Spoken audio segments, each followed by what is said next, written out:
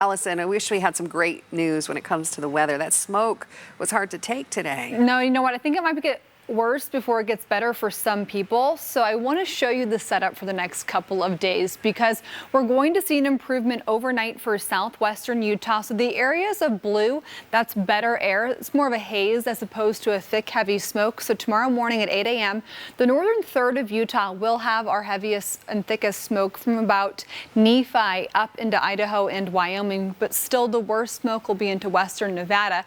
By tomorrow afternoon, we've got an approaching front. So here's what you need to know. Ahead of that front, we've got cleaner air coming in from the south and southwest.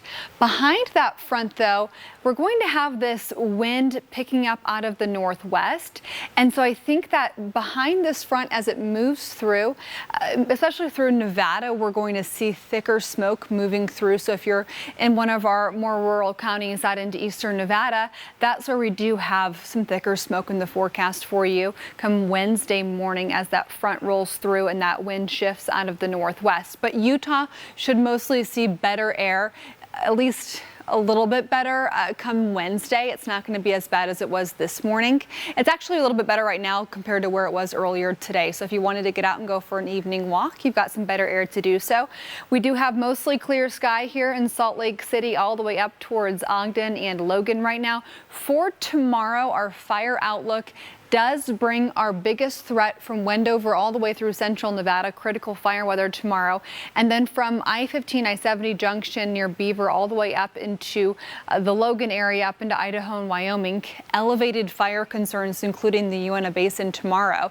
Our storm threat for tomorrow, level 1 severe weather here across the state. What that means is we've got the chance for some storms to develop that could potentially create some hazardous conditions. Larger hail an issue for tomorrow, some damaging wind. All ahead of the front, we're going to have some very strong thunderstorms developing, especially second half of the day tomorrow and into Wednesday. And so we'll want to keep our eyes on the sky. We do want to be weather aware. Big changes for Tuesday through Thursday. We have fire warnings for southern Utah and then for northern Utah, and then a flash flood watch for southern Utah and central Utah. So tomorrow morning at 7 a.m., it'll be 65 degrees in Provo, 74 in Salt Lake. If the kids wanted to walk to school tomorrow morning, you'll have comfortable temperatures for that. Still some areas of smoke, so that's not ideal, but it's going to be quite a bit cooler middle of the week. We're going to have overnight temperatures in the 50s, so you'll want to maybe get those warmer jackets ready. By tomorrow at 5 p.m., 92 for Salt Lake, 85 for Provo. We're going to have some gusty conditions here across the state, and also we're going to have expected flash flooding for many recreation areas.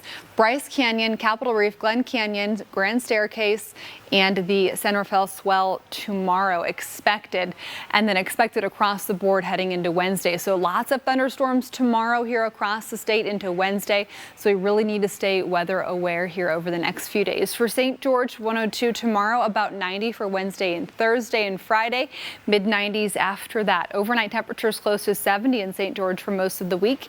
For Salt Lake City, we'll drop into the mid 50s for Thursday morning and Friday morning. Highs around 70 degrees for Wednesday, Thursday, and then we'll warm back up, but still be below average and comfortable this upcoming weekend.